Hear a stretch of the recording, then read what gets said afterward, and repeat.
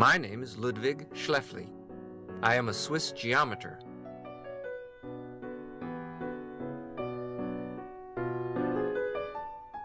I lived during the 19th century, and I'm going to open the door to the fourth dimension for you. Even if I say so myself, I was a visionary. I was one of the very first to understand that spaces with many dimensions really exist, and that their geometry can be studied. If flat creatures living in a plane can understand three-dimensional polyhedra, then why shouldn't we understand polyhedra in four dimensions?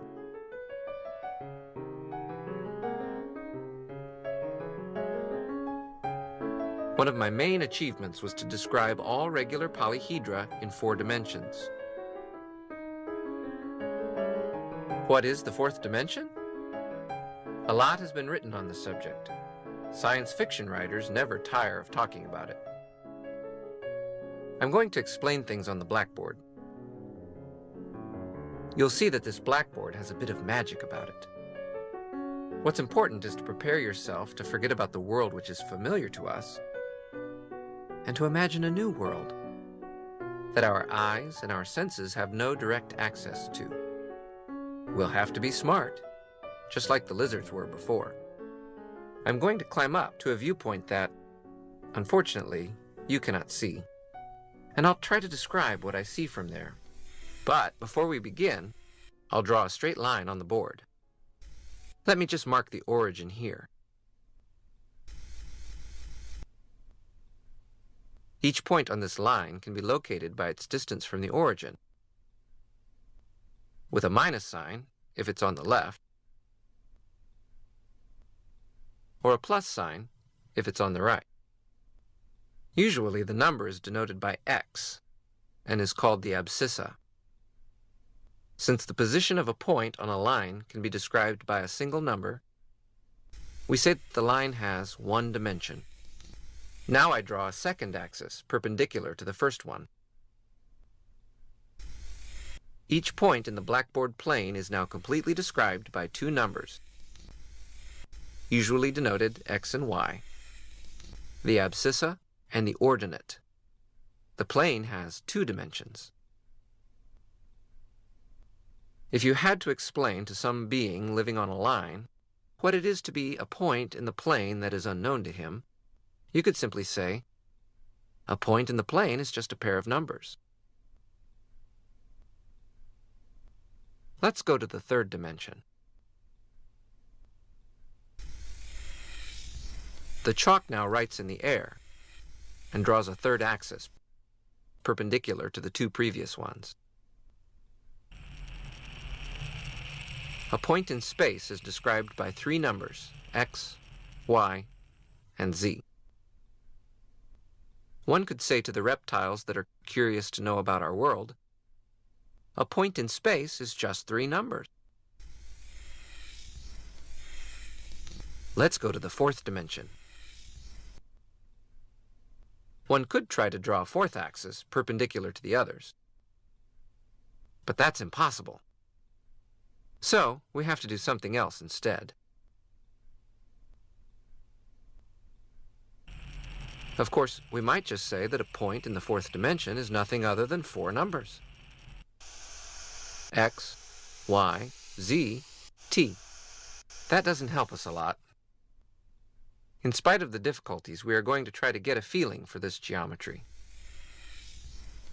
As a first attempt at understanding, we shall proceed by analogy. Here is a segment and an equilateral triangle,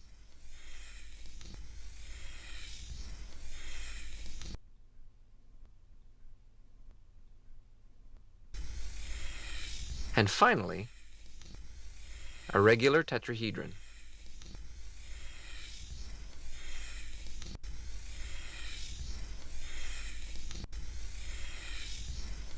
Our magical blackboard enables us to draw in space. How can we keep this up in four dimensions? Observe that the segment, the triangle, and the tetrahedron have 2, 3, and 4 vertices, respectively. Therefore, we can try to continue with 5 vertices. Let's go then. For the segment, the triangle or the tetrahedron, an edge connects each pair of vertices. So we have to connect the 5 vertices in pairs. We count 1 edge, 2, 3, 4, 5, 6, 7, 8, 9, and 10 edges. In the tetrahedron, there is a triangular face for each triple of vertices. We proceed the same way, which gives us 2, 3, 10 faces. But if we keep going, by analogy, we have to add a tetrahedral face for each set of 4 vertices. There are 5 sets. That's it. We've constructed our 4-dimensional object. We'll call this the simplex. Let's spin it around in space a little, as we did with the tetrahedron. Of course, you have to imagine the simplex spinning in a 4-dimensional space. What you see is only its projection on the blackboard. What makes things a bit complicated is that faces get tangled, and that they cross each other. Well, some experience is required to be able to see in 4 dimensions.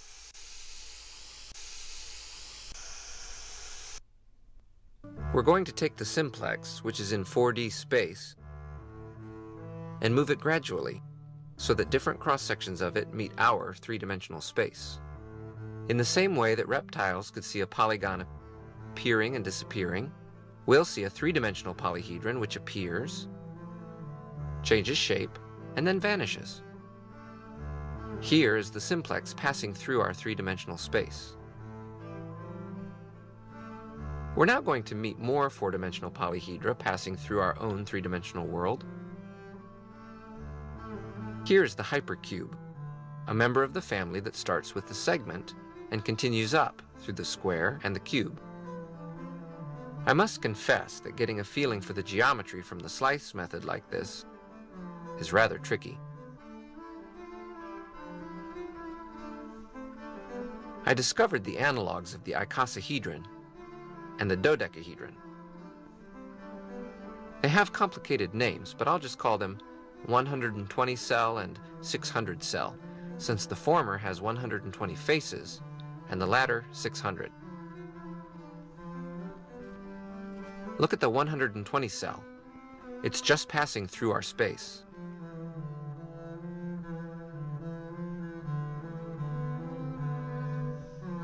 And now, here's the 600 cell.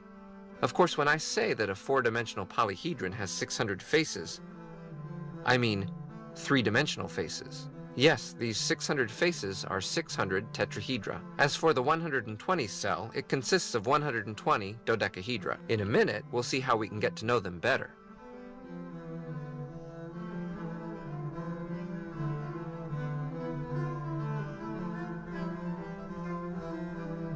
To observe these 4-dimensional objects with our 3-dimensional eyes, we can look at their shadows. The objects are still in 4D space, but they are projected onto our 3D space, exactly like a painter might project a landscape onto his canvas. We've already done just this with the simplex.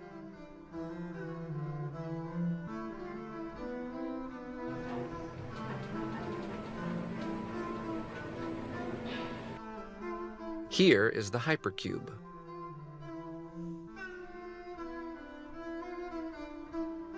Of course, it's spinning in space, so that we can appreciate all the details. Notice, for instance, that the hypercube has 16 vertices.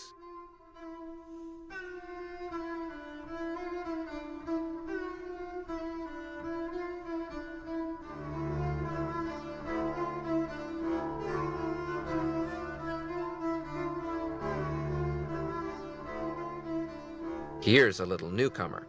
It's the most beautiful of my discoveries. An object that I call the 24 cell. It has absolutely no analog in 3 dimensions. It's a purely 4-dimensional creature. I am very proud of my discovery. Look how wonderful it is. 24 vertices, 96 edges, 96 triangles, and 24 octahedra. A real little gem.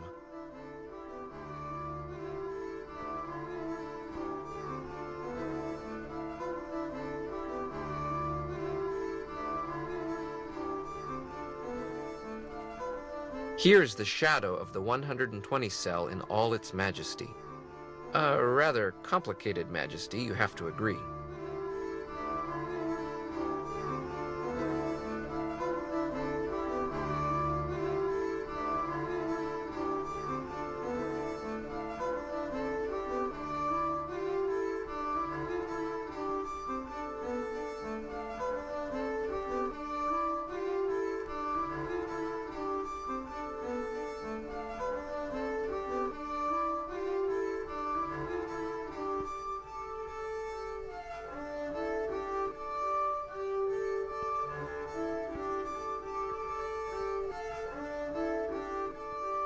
Let's get inside and have a look at its structure.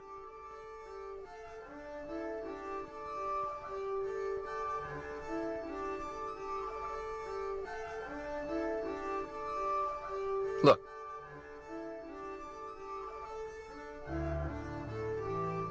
"600 vertices, 1,200 edges. 4 edges start at each vertex. A completely regular structure. All vertices, all edges play the same role. It's a pity that the projection breaks the symmetry. Let's work your imagination a little. Imagine the object in 4D space where a huge group of rotations permutes all these vertices and edges. The champion is the 600 cell. Like a gigantic macromolecule with its 720 edges and 120 vertices,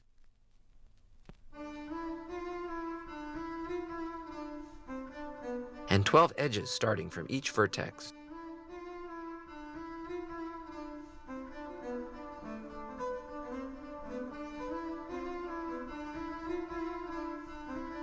Our exploration of four-dimensional polyhedra won't stop here, as their stereographic projections are bound to give us a better feeling for their geometry.